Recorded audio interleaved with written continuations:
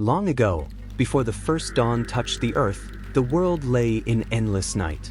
The mountains were black against the blacker sky, and the rivers ran dark as obsidian. There was no sun to warm the land, no moon to guide the travelers, and no stars to keep watch. The people lived by the glow of their fires alone.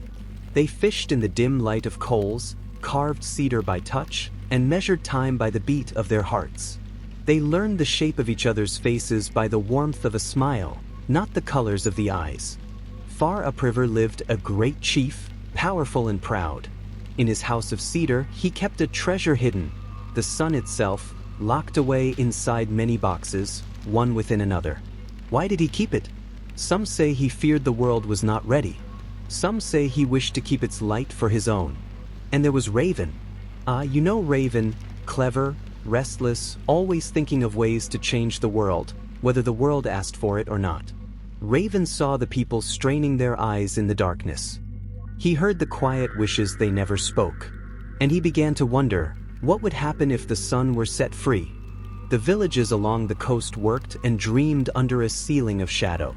The cedar trees rose like tall guardians, their needles whispering secrets to the wind. The ocean breathed slow and patient, its waves folding over pebble shores. Salmon leapt unseen, their silver hidden from all but the hands that caught them. In the longhouses, smoke curled upward from hearth fires, slipping through the roof hole into the endless night. The air smelled of cedar bark, salt water, and cooking fish. Elders sat by the fire, telling stories whose pictures had to be painted in the mind, for no light showed the shapes of their hands. Children learned to play by sound, chasing each other's laughter rather than their shadows. Hunters tied their nets by memory, not by sight. Carvers leaned close to their work, squinting to find the fine lines in the cedar grain. Raven watched, and with each passing day, the thought grew in him. The world was meant to know more than this darkness.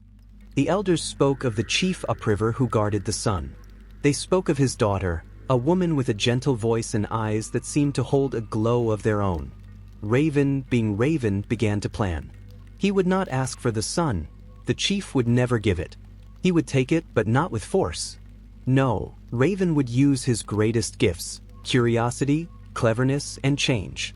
He flew upstream until he came to the place where the chief's daughter filled her cedar cup each morning. Raven waited in the shadows, then dropped a single black feather into the water and changed himself into a cedar needle. The current carried him gently toward her. When she dipped her cup into the stream, she drank without seeing him. And so Raven entered her and in time was born again, not as a bird, but as her child. The chief's daughter loved her child deeply, for there was something special in him. When he laughed, the fire seemed to burn brighter. When he touched a polished shell, it gleamed more than before. The people whispered that light followed him like a shadow follows the body. In the great cedar house stood many carved boxes, each larger than the last, each tied with strong thongs of leather. The smallest was kept deep inside, and none but the chief could touch it. The child often crawled to these boxes, resting his small hands on their lids, peering at them with wide, wondering eyes. One day, when the chief was near, the child asked, "Grandfather, may I hold the smallest box?" The chief, who loved this strange and radiant boy, hesitated. He had guarded the sun for many years. But love can soften the hands that hold even the heaviest burden. He untied the first box. Inside was another, and inside that, another still. With each lid he lifted, a faint glow spread through the room. The woven mats showed their colors. The faces of the people grew warm in the light. At last, the chief placed the smallest box in the child's hands. The child opened the box. Inside was the sun, glowing golden and warm, as if holding summer in its heart. In that moment, the child shimmered. Feathers burst from his skin. Arms became wings. The black eyes of a bird shone where a child's eyes had been. With a great caw, Raven clutched the sun in his beak and leapt into the air. He beat his wings hard and rose toward the smoke hole in the roof. Ash and sparks whirled around him as he burst into the open night. The sun grew hotter in his beak. Its heat scorched his feathers, turning them forever black. A piece slipped from his grasp, breaking into many sparks, and those sparks became the stars. Another piece drifted away, softer and cooler, becoming the moon. At last, Raven set the sun free in the sky. It rose and poured light over the land. For the first time, the people saw the green of cedar, the silver of salmon, the blue of deep waters, and the red of the cliffs. The world awoke in color. Hunters could see far into the forest.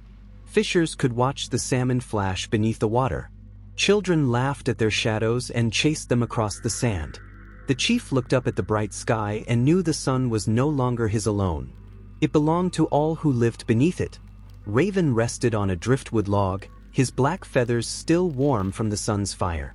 The people watched from a distance, for they knew Raven was still Raven, a trickster, a changer, a bringer of both trouble and gifts. And so it is told, and so it is remembered. Raven brought the sun to the people, though his feathers paid the price. We remember that light is meant to be shared. We remember that cleverness can serve kindness.